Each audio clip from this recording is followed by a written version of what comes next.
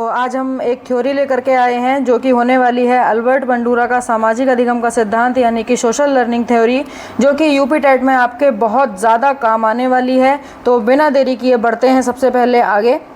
तो क्या है कि अल्बर्ट बंडूरा जो थे वो एक प्रसिद्ध मनोवैज्ञानिक थे यानी कि साइकोलॉजिस्ट थे। इन्होंने सोशल लर्निंग थ्योरी सामाजिक अधिगम का सिद्धांत दिया। बाद में इसे सोशल कॉग्निटिव थ्योरी भी कहा गया सोशल लर्निंग थ्योरी को।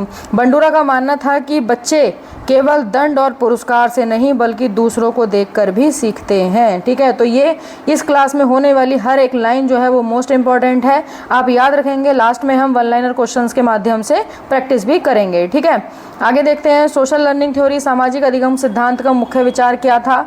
Learning by observation. जहां पर भी आपको लर्निंग बाय ऑब्जर्वेशन मिलेगा आपको अल्बर्ट बंडूरा पर टिक करना होगा। तो अर्थात दूसरों को देख करके सीखना इनका मुख्य विचार था इनकी थ्योरी का, कि बच्चा जो है अपने माता पिता, शिक्षक, मित्र, टीवी, मोबाइल आदि को देख करके व्यवहार सीखता है। बच्चा दूसरों को देख करके सीखता है। ठीक है, आगे बढ़ते हैं।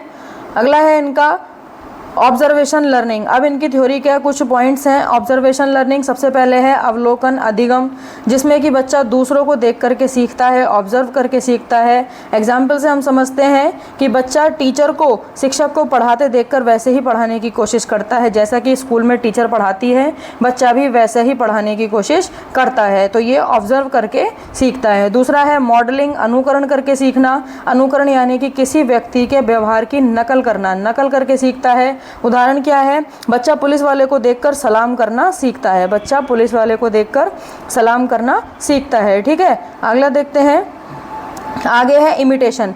इमिटेशन नकल करना, देखे गए व्यवहार को दोहराना, यानी कि बच्चा जो है जैसा व्यवहार दूसरे का देखेगा उसे ही बच्चा दोहराने की कोशिश करेगा, तो नकल के द्वारा सीखना है। चौथा है रीइंफोर्समेंट यानी कि प्रबलन या फिर इसको पुनर्बलन भी कहते हैं। क्या कहते हैं? पुनर्बलन भी कहते हैं। पुनर्बलन के द्वारा सीखना, अच्छे कार्य पर प्रशंसा या फिर इनाम मिलने से व्यवहार जो है वो अच्छा हो जाता है। बच्चा प्रबलन के द्वारा यानी कि रीइंफोर्समेंट के द्वारा भी सीखता है। तो हमने 4 पॉइंट पढ़े हैं अभी तक। कौन कौन से देखते हैं? ऑब्जर्वेशन के द्वारा, मॉडलिंग के द्वारा, इमिटेशन यानी कि नकल के द्वारा और रीइंफोर्समेंट यानी कि पुनर्बलन के द्वारा भी बच्चा सीखता है। अब इनका जो फेमस एक्सपेरिमेंट था बोबो डॉल एक्सपेरिमेंट, उसके बारे में देखते हैं। इन्होंने जो प्रयोग किया था वो एक बोबो डॉल पर प्रयोग किया था। प्रयोग क्या था देखेंगे। बंडूरा ने बच्चों को एक वीडियो दिखाया। ठीक है, बच्चों को एक वीडियो दिखाया टीवी पर। वीडियो में एक व्यक्ति बोबो डॉल को मार रहा था। ठीक है, उसमें क्या हुआ, बाद में जो है बच्चों को वही डॉल दे दी गई। पहले बच्चों को एक वीडियो दिखाया, बच्चे में उस वीडियो में एक व्यक्ति जो है वो बोबो डॉल को मार रहा था। बाद में वही डॉल जो है बच्चों को दी गई। तो उसका रिजल्ट क्या आया देखते हैं कि बच्चों ने भी वही आक्रामक व्यवहार किया, यानी कि बच्चे ने जैसा देखा, जैसा सीखा वैसे ही उसने व्यवहार किया। इससे सिद्ध हुआ कि बच्चे जो हैं देख करके सीखते हैं। समझ गए होंगे आप लोग, उम्मीद है। तो बोबो डॉल एक्सपेरिमेंट जो है वो अल्बर्ट बंडूरा का है। ठीक है, आगे बढ़ते हैं।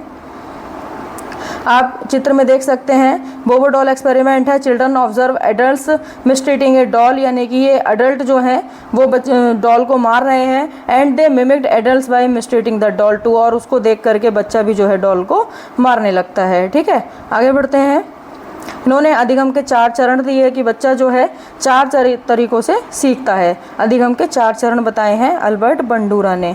सबसे पहला है अटेंशन यानी कि ध्यान। बच्चा पहले ध्यान देता है, बच्चा पहले ध्यान से टीवी में देखता है, फोटो के माध्यम से आप देख सकते हैं। दूसरा है रिटेंशन यानी कि स्मृति या फिर मेमोरी।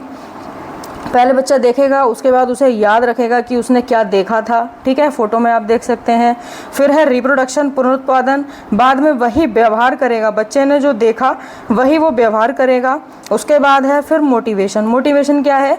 प्रशंसा मिलने पर व्यवहार जो है वो दोहराएगा। बच्चा प्रशंसा मिलेगी, बच्चे की तारीफ होगी तो वही व्यवहार जो है बच्चा दोबारा से करना चाहेगा। तो 4 चरण कौन कौन से हो गए अधिगम के? अटेंशन, रिटेंशन, रिप्रोडक्शन और मोटिवेशन। ठीक है, आगे बढ़ते हैं। नेक्स्ट है सेल्फ एफिकेसी। सेल्फ एफिकेसी क्या है? आत्म प्रभावकारिता। इसका मतलब यह है कि मैं यह काम कर सकता हूँ। बच्चा ये सोचता है कि ऐसा विश्वास आएगा उसमें कि वो यह काम कर सकता है। जैसे कि आप सब में मोटिवेशन आएगा, मैं टीईटी पास कर सकता हूँ, आप सब टेट का एग्ज़ाम जो है पास कर सकते हैं, ठीक है। तो ये सेल्फ एफिकेसी होगी। इसका उदाहरण क्या है? यदि छात्र को विश्वास है कि वह टेट पास कर सकता है तो उसकी सेल्फ एफिकेसी अच्छी मानी जाएगी। तो आप सबको भी यही याद रखना है कि आप टेट पास कर सकते हैं, ठीक है, इन वीडियोस को देख करके। लास्ट टाइम में बहुत ही हेल्पफुल रहने वाली हैं, आपको ज़्यादा टाइम भी वेस्ट नहीं होगा और रिवीजन भी बहुत अच्छे से हो जाएगा। इसकी महत्वता क्या है, इंपॉर्टेंस क्या है इसकी? लक्ष्य निर्धारित करने में मदद करता है, आत्मविश्वास बढ़ाता है सेल्फ एफिकेसी, और कठिनाइयों का सामना करने की शक्ति भी देता है, ठीक है। तो ये सेल्फ एफिकेसी के बारे में था। आगे देखते हैं बंडूरा की थ्योरी की विशेषताएं क्या क्या रहने वाली हैं। एडवांटेजेस और डिसएडवांटेजेस दोनों देखेंगे। एडवांटेजेस में क्या है, यानी कि लाभ क्या है, विशेषताएं क्या है। अवलोकन द्वारा सीखने पर जोर दिया है इन्होंने कि बच्चा जो है ऑब्जर्व करके देख करके सीखता है। दूसरा, इन्होंने सामाजिक वातावरण को महत्वपूर्ण माना है, यानी कि बाहर का जो आपका एनवायरनमेंट है उसको इन्होंने इंपॉर्टेंट माना है। कक्षा शिक्षा में उपयोगी, क्लास एजुकेशन में ये हेल्पफुल रहने वाला है। बाद में इन्होंने कहा कि बच्चों के व्यवहार को समझने में ये मददगार होता है, ठीक है। अब इनकी जो विशेष सीमाएं थी थ्योरी की, वो क्या थी कि सभी व्यवहार केवल देख करके नहीं सीखे जाते। ये बात बिल्कुल सही है। तो कोई भी थ्योरी है उसमें लिमिटेशंस तो होती ही हैं। दूसरा, इन्होंने जैविक कारकों को कम महत्व दिया, यानी कि बायोलॉजिकल फैक्टर्स को इन्होंने कम महत्व दिया। सामाजिक वातावरण को जो महत्वपूर्ण इन्होंने माना था, ठीक है। आगे बढ़ते हैं। अब इनके जो थ्योरी थी उसका कक्षा में उपयोग कैसे कर सकते हैं, एजुकेशनल इम्प्लीकेशंस क्या है, तो टीचर को क्या करना चाहिए, शिक्षक क्या करें। अच्छे आदर्श बने, रोल मॉडल बने। टीचर क्या है? टीचर को रोल मॉडल बनना है। सकारात्मक व्यवहार दिखाएं, टीचर को पॉजिटिव बिहेवियर दिखाना है, सकारात्मक व्यवहार दिखाना है बच्चों को प्रेरित करना है, बच्चों को मोटिवेट करना है ना। आगे, अच्छे कार्य पर प्रशंसा दें, अच्छे काम करने पर बच्चे की जो है तारीफ़ करनी चाहिए, ताकि हम स्कूल में क्लास में बच्चों से क्लैपिंग भी करवा सकते हैं, ताकि दूसरे बच्चे भी देख करके सीखें और अगली बार जब वो बोलें तो उनको लगे कि मेरे लिए भी ताली बजवाई जाएगी। इस तरीके से हम कक्षा में उपयोग कर सकते हैं, ठीक है। आगे बढ़ते हैं। यूपी टेट के लिए इंपॉर्टेंट पॉइंट्स क्या क्या हैं, क्या क्या क्वेश्चंस पूछे जाते हैं, याद रखने योग्य फैक्ट आप देखेंगे। सिद्धांत क्या है? सिद्धांत का नाम सोशल लर्निंग थ्योरी क्या है? अल्बर्ट बंडूरा का। किसका है? अल्बर्ट बंडूरा, ठीक है, अल्बर्ट बंडूरा। अन्य नाम क्या है इसका? सोशल कॉग्निटिव थ्योरी, ये भी इसी का दूसरा नाम है।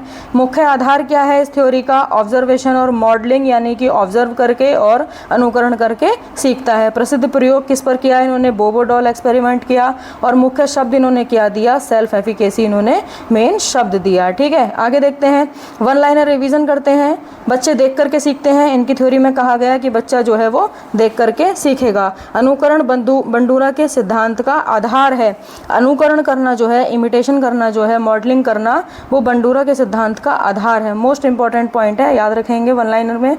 बोबो डॉल प्रयोग आक्रामक व्यवहार से संबंधित है। बोबो डॉल का जो प्रयोग इन्होंने किया था वो आक्रामक व्यवहार से जो है संबंधित है। तो एक क्लास में हमने अल्बर्ट बंडूरा को पूरा पढ़ लिया है। कैसी लगी क्लास कमेंट बॉक्स में ज़रूर बताएंगे। मिलते हैं नेक्स्ट वीडियो में नेक्स्ट कॉन्सेप्ट के साथ, एक और थ्योरी के साथ, ठीक है। यूपी टेट का पेपर नज़दीक है तो पढ़ाई करते रहें, तैयारी करते रहें। मिलते हैं नेक्स्ट वीडियो में। धन्यवाद।